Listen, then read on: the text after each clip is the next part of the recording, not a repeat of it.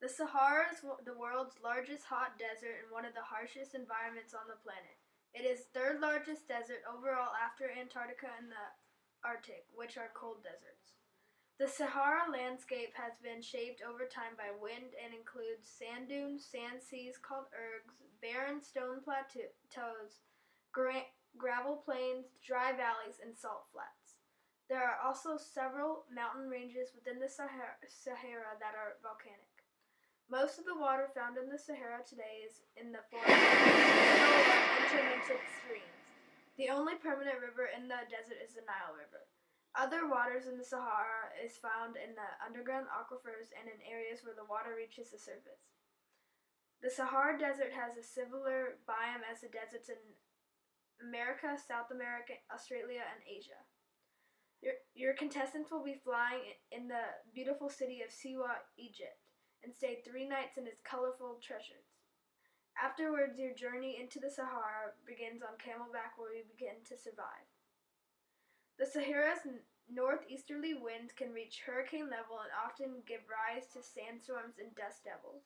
The average high temperature exceeds 104 degrees during the hottest month. The hottest it ever was 116.6 degrees. Half of the Sahara reaches less than an inch of rain per year, and the rest receives up to 4 inches per year. The infrequent rain is usually torrential, meaning it pours down hard and fast all at once. Under the clear skies, the temperature may fall 40 degrees or more during an evening. In the winter, freezing temperatures may occur in the northern Sahara. Snow may fall occasionally in some of the higher mountain ranges and rarely on the desert floor. Do you wonder where one would sleep at night in the Sahara? If you can, bring a tent. If you do not have a tent, you could stay under the mini rocky hamadas, a type of desert landscape that has very little sand and is made up of primary barren, hard, rocky plateaus with openings underneath. These openings offer a type of shelter. There are palm trees to seek shelter under as well. One concern is that the Sahara's northeasterly winds can reach hurricane level and often give rise to sandstorms and dust devils, which can be devastating. Another concern is the central part of the Sahara, which is extremely limited in vegetation. Wondering what you could find natural for breakfast, lunch, and dinner? For breakfast, try ostrich eggs and fruits including dates, figs, palm, and cactus. For lunch and dinner, try gazelle, ostrich, or rabbit meat that was hunted and cooked with thyme. Edible figs can be found on the common fig tree.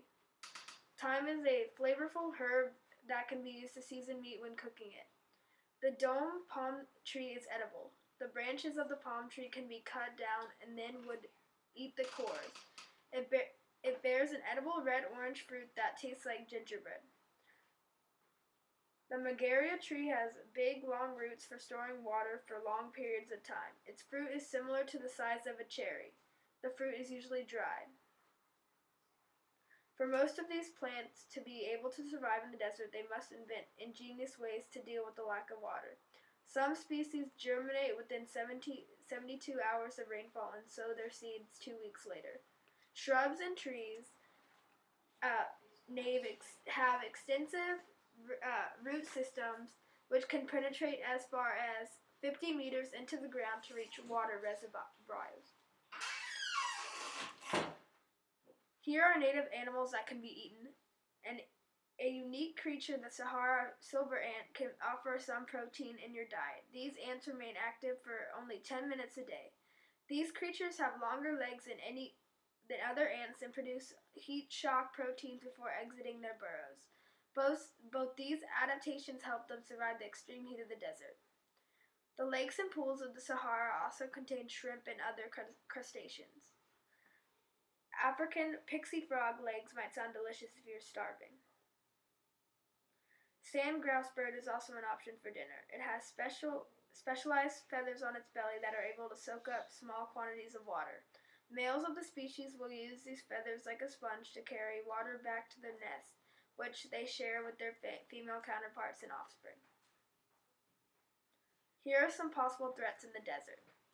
When we speak of what animals live in the Sahara Desert, we hardly think of crocodiles. However, the West African crocodile inhabits the desert habitat where it remains in state of extivation during periods of drought, hidden away in the safety of caves and burrows. During the rainy season, the crocodile emerges from their shelter and gather at gueltos.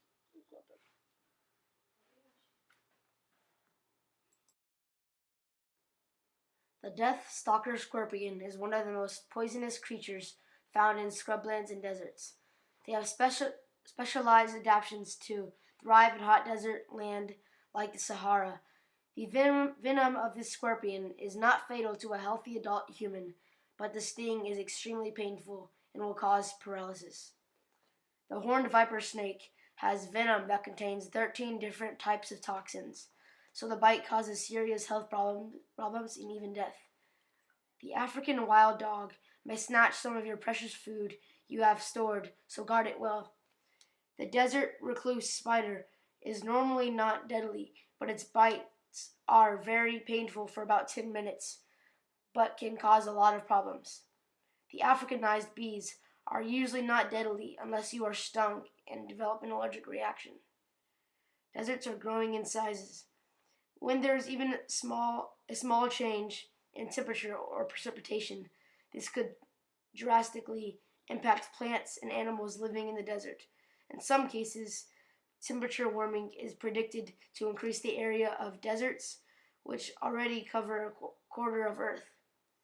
Human activities such as firewood, gathering, and the grazing of animals are also converting semi-arid regions into deserts, a process known as desert, desert, desertification. Population growth and greater demand for lands are serious obstacles in the effort to combat this problem.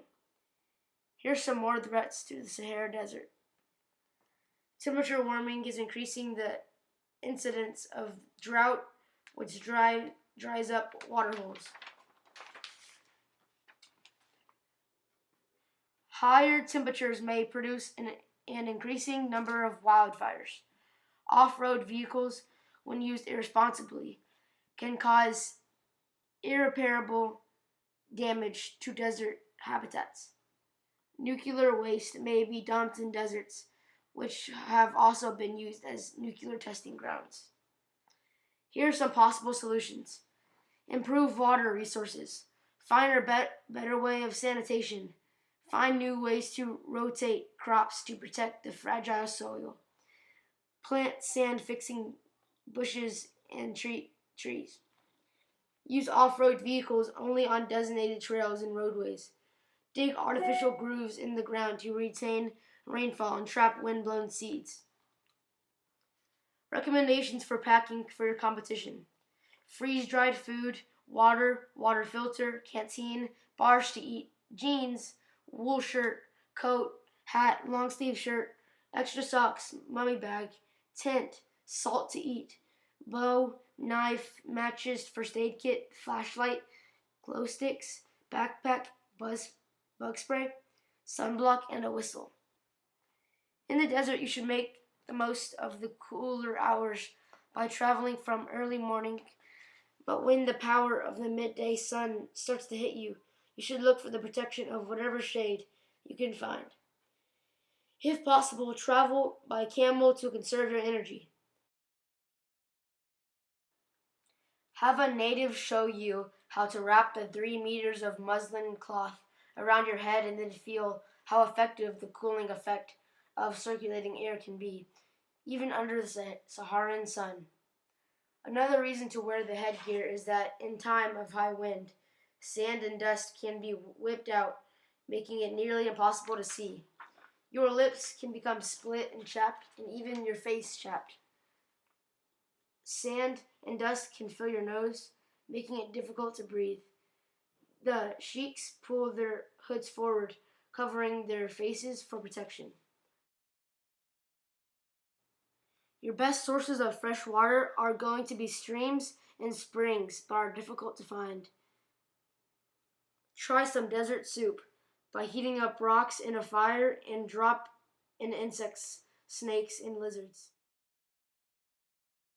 The reward challenge is that competitors will go to an open area or land where they will use cups to fill up buckets with sand. When a bucket gets heavy enough, a lever will release water out of a faucet. After the water is released, the competitors will fill up the water balloons to throw at targets. There will be 10 targets. When one team knocks down all the targets, they win. The competitors will be competing for a steak dinner and a gallon of water. There are some guidelines you could follow to help avoid impacting or destroying the Sahara Desert while you are shooting your reality show. Don't leave trash around. Don't take or move anything from the environment. It disturbs it. Share the same cook stove or fire pit. Recycle. Don't destroy the rocks when climbing. Don't cut trees. Use biodegradable products. Don't pollute the water. Don't waste food. Don't burn trash. Please feel welcome in this exotic and one-of-a-kind experience, the Sahara Desert.